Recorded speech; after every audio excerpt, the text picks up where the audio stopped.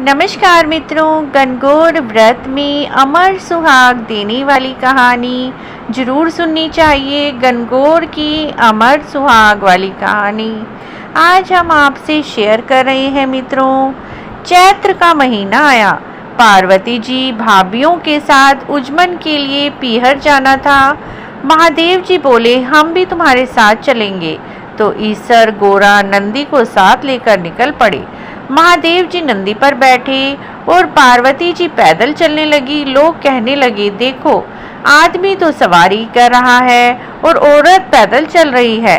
महादेव जी नंदी से उतर गए और पार्वती जी नंदी पर बैठ गई। ये देख लोग कहने लगे, देखो औरत सवारी पर बैठी है और पति पैदल चल रहा है। ऐसा सुन पार्वती जी भी नीचे उतर गई और दोनों जन पैदल चलने लगे। साथ में नंदी भी चलने लगे। अब लोग बोले, देखो वाहन होते हुए भी दोनों पैदल चल रहे हैं। ईसर गोरा दोनों नंदी पर बैठ गए। तब लोग बोले, देखो छोटे से जीप पर दोनों जने बैठे हैं। पार्वती बोली, भगवान दुनिया कैसी है, नंदी पर बैठने नहीं देती और पैदल चलने नहीं देती। ईसर जी बोले, पार्वती जी ये संसार ऐसा ही है, ऐसा ही होता है। यहाँ पर आगे गए तो एक गाय उठती बैठती बेचैन हो रही थी। गोरा जी पूछने लगी, महादेव जी ये गाय कष्ट में क्यों है? तो ईसर जी बोले, इसके बछड़ा होने वाला है। गोरा जी बोली, बच्चे के लिए इतना कष्ट मुझसे सहन नहीं होगा, मेरे तो गांठ दे दो। ईसर बोले, आगे चलो। आगे गए तो घोड़ी उठ बैठ करती हुई दिखाई दी। गोरा जी बोली, इस घोड़ी को क्या कष्ट है? तो ईसर जी बोले, इसके बच्चा होने वाला है। गोरा जी बोली, मुझसे इतना कष्ट सहन नहीं होगा, मेरे तो गांठ ही दे दो। ईसर जी बोले, आगे चलो। आगे गए तो राजा की नगरी में उदासी छाई थी। ढोल नगाड़े उल्टे पड़े थे। गोरा जी पूछने लगी, यहाँ पर सब उदास क्यों हैं? ईसर जी बोले, यहाँ रानी के कंवर होने वाला है। अब तो गोरा जी माने नहीं, बोली, बच्चे के लिए इतना कष्ट, मुझे बच्चा नहीं चाहिए, मुझे तो आप गांठ ही दे दो। ईसर जी को गांठ देनी ही पड़ी। ईसर जी ससुराल पहुँचे। पीपल के पेड़ के नीचे वास किया। गोरा जी पीहर में सहेलियों में मगन हो गई। गणगौर नजदीक आई। ईसर जी बोले, आज गणगौर है, सब औरतें पूजने आई। सवेरे से ही स्त्रियां पूजा करने लगी। गोरा जी सभी को सुहाग बांटने लगी। दोपहर के बाद बड़े घरों की औरतें ओढ़ पहनकर 16 श्रृंगार करके 36 पकवान लेकर आई और गीत गाती हुई आई। गोरा जी बोली, सुहाग तो सारा बांट दिया, ये औरतें अब आई हैं। ईसर जी बोले, गोरा जी चीटी उंगली से जल में घोलकर नैनों का काजल निकालो, मांग से सिंदूर निकालो, नाखूनों से मेहंदी निकालो और रोली में घोलकर सभी स्त्रियों को अमर सुहाग दे दो। उस वक्त गोरा जी ने मांग का सिंदूर, चीटी उंगली की मेहंदी, टीकी से रोली, आंखों का काजल लेके लोटे के जल में डालकर जवारे से सभी पूजा में आई कन्याओं व स्त्रियों को अमर सुहाग के छींटे दे दिए। गोरा जी ने ईसर जी से कहा कि कहे अनुसार सबको अमर सुहाग दिया। अब ईसर गोरा जी घर आए। ईसर जी जिमने बैठे। जितना भी भोजन बना था सारा का सारा जिम गए। अब गोरा जी जिमने बैठी तो माँ बोली, बेटी मैं थोड़ा और भोजन बना देती हूँ। तो बेटी बोली, माँ मैं तो बेटी हूँ, कुछ भी खा लूँगी।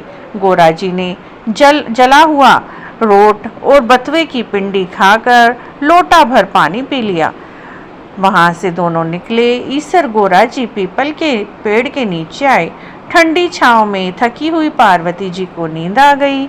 ईसर जी ने पार्वती जी के पेट की ढकनी खोली तो देखा उसमें जला हुआ रोट, बथुए की पिंडी और थोड़ा सा पानी पड़ा है।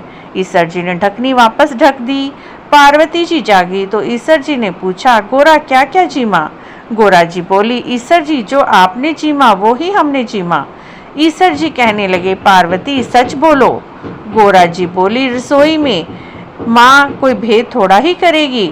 ईसर जी बोले, देखो गोरा जी तुम्हारे पेट में तो जला हुआ रोट, बथुए की पिंडी के अलावा थोड़ा सा जल है। गोरा जी बहुत नाराज हो गई, बोली, देखो भगवान, आज तो आपने मेरे पेट की ढकनी खोली, ऐसे जगत के साथ मत करना। पीहर की बात ससुराल में, ससुराल की बात पीहर में नहीं करनी चाहिए। पार्वती इतना बोली। ईसर गोरा जी ने वापस कैलाश जाने के लिए रवाना हुए। आगे देखा, राजा के यहाँ शहनाइयाँ बज रही थी, लोग खुशियाँ मना रहे थे, रानी भी बहुत खुश थी। गोरा जी बोली, कुंवर होने की इतनी खुशी होती है, आप मेरी गांठ कृपा करके खोल दें। ईसर जी बोले, पार्वती, मैंने तो आपको पहले ही कहा था, मेरी गांठ खुलेगी नहीं। आगे घोड़ी के बच्चा हुआ, वह अपने बच्चे को प्यार से चाट रही थी, वह बहुत प्रसन्न थी। पार्वती बोली, भगवान, आप मेरी गांठ खोलो। महादेव जी बोले, ये गांठ नहीं खुलेगी। आगे गायें अपने बच्चे को प्यार से चाट रही थी और बहुत ही खुश नजर आ रही थी। उस गाय की मालकिन भी बहुत खुश थी। पार्वती जी सोचने लगी, जानवरों को बच्चों की इतनी उमंग है तो मानव की तो बात ही क्या। और ईसर जी बोले, भगवान, ईसर जी से बोली, भगवान, मेरी गांठ खोलो, नहीं तो मैं आगे ना चलूंगी। पर ईसर जी बोले, अब कुछ नहीं हो सकता। थोड़े दिन बीते। पार्वती जी ने अपने मैल की एक पिंडी बनाई, उसमें प्राण फूंक दिए। उस बालक को रखवाली करने के लिए स्नान करने चली गई। भगवान जी आए, बालक ने उनको अंदर नहीं जाने दिया। भगवान जी ने पूछा कि तुम कौन हो? बालक बोला, मैं पार्वती का पुत्र हूँ। भगवान सोचने लगे, ये पुत्र कहाँ से आया, और त्रिशूल से उस बालक का गला काट दिया। माँ पार्वती जी आई, देखा और बोली, भगवान, मेरे पुत्र को वापस जीवित कीजिए। तो भगवान शिव ने अपने गणों को भेजा कि जो भी स्त्री अपने पुत्र से पीठ मोड़कर सो रही हो, उस बच्चे का सिर काट कर ले आओ। गण सभी जगह इधर उधर घूमने लगे। जंगल में पहुंचे, वहां एक हथनी अपने बच्चे से विमुख होकर सो रही थी। गण उसका सिर काट लाए। भगवान ने उस सिर को बालक के सिर पर जोड़ दिया और अमृत का छींटा दिया और बोले, दुनिया में सबसे पहले गौरी पुत्र गणेश जी की पूजा होगी, बाद में दूसरे देवताओं की पूजा होगी। तो इस कहानी को खोटी को खरी, अधूरी को पूरी करें। जय मेरे गणगौर जी, जय मेरे ईसर जी, जय मेरी गौरी मैया। हे गौरी मैया, जैसे सभी औरतों को सुहाग दिया, हमें भी देना, सबको अमर सुहाग देना। कहानी को अवश्य ही सुनना चाहिए। अगर आपको भी हमारी अमर सुहाग की यह कहानी अच्छी लगी है तो प्लीज़ हमारे चैनल को जरूर सब्सक्राइब करें, लाइक भी करें, कमेंट भी करें। कमेंट में जय गौरा मैया, जय ईसर महाराज अवश्य लिखें।